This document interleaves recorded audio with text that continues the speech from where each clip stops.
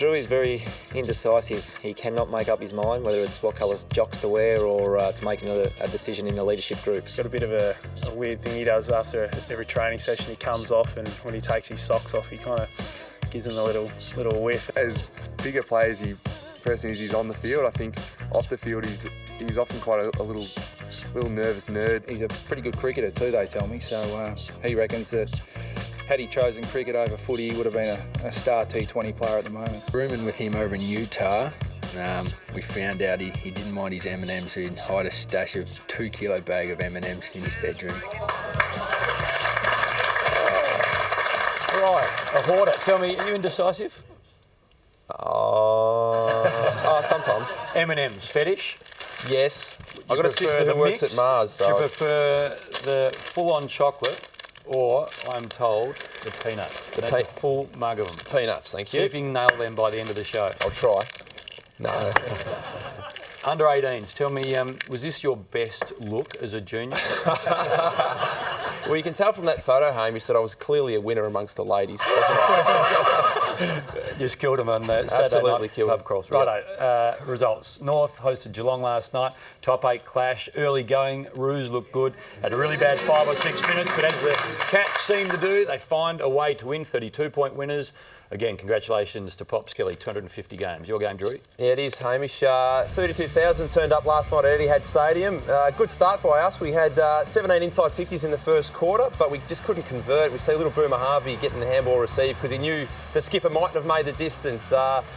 Motlop here ends up with a goal.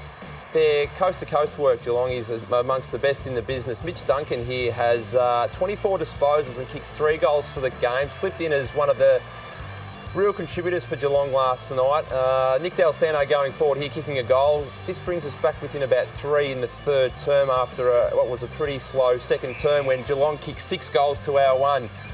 There's one of my 6 possessions last night. Goes straight through. Thanks to Zeebs for that one. But just their little men last night were pretty good. Christensen kicking a goal. He had 29 disposals and was very, very good.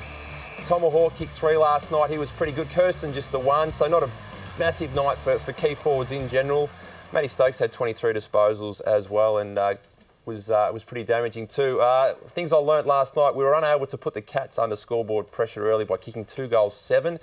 15 minutes in the second quarter, let the Cats get away. They kicked 6 goals to our 1, and the Cats' speed make them dangerous on the counter. We see Jordan Murdoch, Christensen Stokes, very, very good. Right here, right now, we see where Murdoch takes the bounce on the wing. Look at the numbers from Geelong running through the middle of the ground.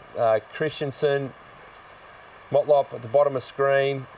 If they can repeat this and get the footy running their way in September, they'll be a very damaging side. Looks like the old rugby run, Drew, that you used to do at training. Yeah, it is. The coast-to-coast goals, that's probably been a bit of a downside to us, Maxie, is we've been good at scoring quickly, but letting other sides score very quickly as well on the turnover. Another thing to come out of last night, mate, was a bit of focus on Thomas. Obviously, Lindsay Thomas, the stuff that he went through. But just here, no one really spoke about this one here. Throwing himself, knowing that contact was coming, knowing he's going to be in trouble, and he almost broke his neck. He was fortunate enough to walk away with that. But as I said, there was a bit of an up and down night for him, quite literally, but also in terms of that. And then later on with some questioning around. Let's have a look at the dive. This is, I reckon he'll wake up this morning being really disappointed this was a part of his game. Oh, for sure. I mean, there is contact, and Lindsay's not the only player that plays or has played for free kicks in the competition. I think every side's got their own players that do it. But yeah, often you can get remembered for that versus the courage in just creating a contest that we saw when he landed on his head. So the coach has said he'll have a word to him. 2 or 3 years ago, Lindsay used to do that a little bit more, but he wiped that out of his game and has become one of our best and most important players. So that's how I see Lindsay in my eyes. Well, Brad Scott spoke about the dive post-match. I would hate to see Lindsay not getting free kicks when he's genuinely infringed because there's a perception that he plays for it. So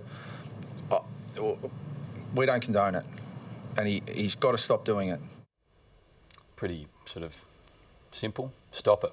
Yeah, stop it because the umps might not pay the frees in the future if they see Lindsay go down because they think, or they're not sure if he's playing for it or not. So, he does so much good though, doesn't he? Like you saw before his courage, his ability to finish at goal. He's such a good player. This is the thing. He was great last night. All we're talking about is the negative stuff. But the other thing is Saturday night football. There's a lot of cameras. You're not going to get away with that anymore.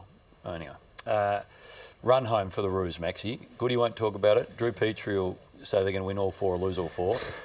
Who would actually know with the Roos? Yeah, well, look, you'd expect him to win 3 of those 4, and the other one is the Crows, just depending on, obviously, because it's... Oh, no, it's in Tassie, isn't it? It's Blundstone Arena. So, look, you'd give them all 4, so another team is going to make the finals, mate. So we're probably... We've got a problem. It's going to be about 12 teams play finals footy, so it's going to be exciting for a lot of supporters out there. We're going to play all through October, which is interesting.